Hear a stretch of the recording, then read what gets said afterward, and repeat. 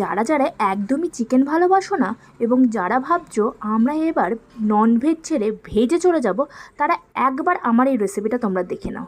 এটা দেখার পর এটুকু শিওর যে এই রোববার দিন চিকেন বাড়িতে আনতেই হবে। দেখে মনে হচ্ছে তো প্রচণ্ড স্পাইসি এবং প্রচুর পরিমাণে তেল দেওয়া হয়েছে।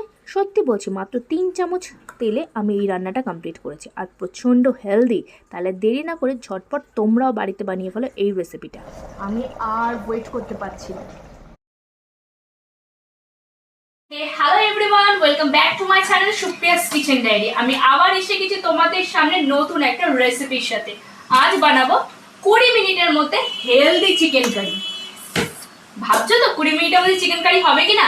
একদম হবে, আর খেতেও কিন্তু অসাধারণ। অন্যান্য চিকেন কারির থেকে একটু অন্যরকম, কিন্তু হেলদি আছে। হেলদি, তার সাথে কম সময় এবং দুর্দান্ত, তিনটে জিনিসে তুমি পেয়ে যাবে। আমার রেসিপিটা দেখতে ভুলো না। যারা যারা এখনো আমার চ্যানেলটা সাবস্ক্রাইব করোনি, ঝটপট আমার চ্যানেলটা সাবস্ক্রাইব করে নিও।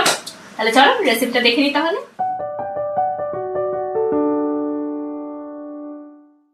তো সবার প্রথমেই লাগছে আমাদের হাফ কাপের মতো জল। না মা, আমি দেব। আচ্ছা ঠিক আছে, তুই পারবি তো? হ্যাঁ পারবো। আচ্ছা ঠিক আছে, কর। আচ্ছা, আর লাগবে এখানে আমি দুটো বড় সাইজের অনিয়নকে এইভাবে কুচি করে নিয়েছি। চল দিয়ে দে।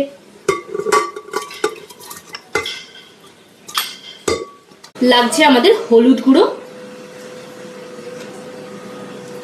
লাগছে কাশ্মীরি লঙ্কার গুঁড়ো,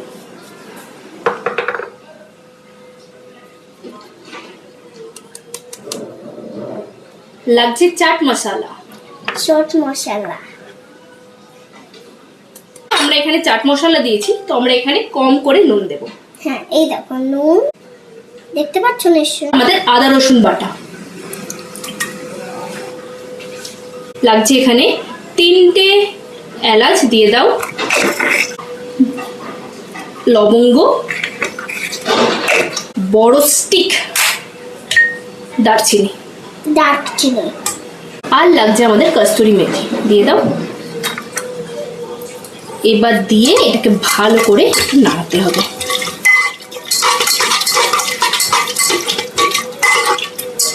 ব্যাস, দেখে নেবে যে নুন গুলো সব ঠিকঠাক আছে কিনা।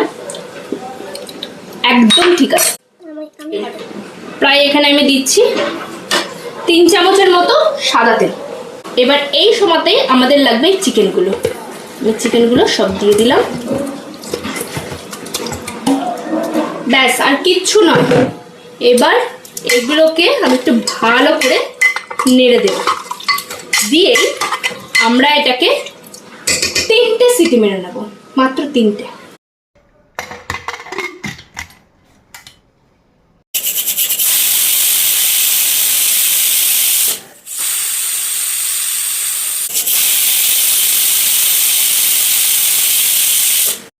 আমাদের 3টে সিটি পড়ে গেছে। এইবার আমরা করে দেব গ্যাসটাকে অফ, আর এটাকে কিছুক্ষণের জন্য রেস্টে রেখে দেব। ব্যাস, আমাদের এখন সিটিটা একদম পড়ে গেছে। এবার আমরা এটাকে খুলে নেব। আহা হা হা হা হা হা, কি সুন্দর দেখতে হয়েছে।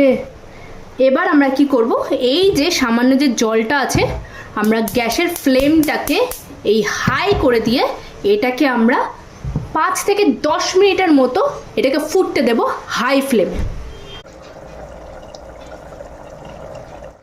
আমি একদম গরম গরম ভাতের থালা নিয়ে বসে পড়েছি।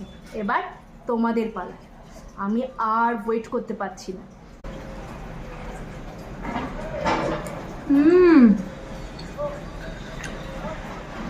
অসাধারণ অসাধারণ। চলো বাই বাই, আবার দেখা হচ্ছে নতুন অন্য কোনো রেসিপির সাথে। আজ তাহলে এইটুকুই, বাই বাই।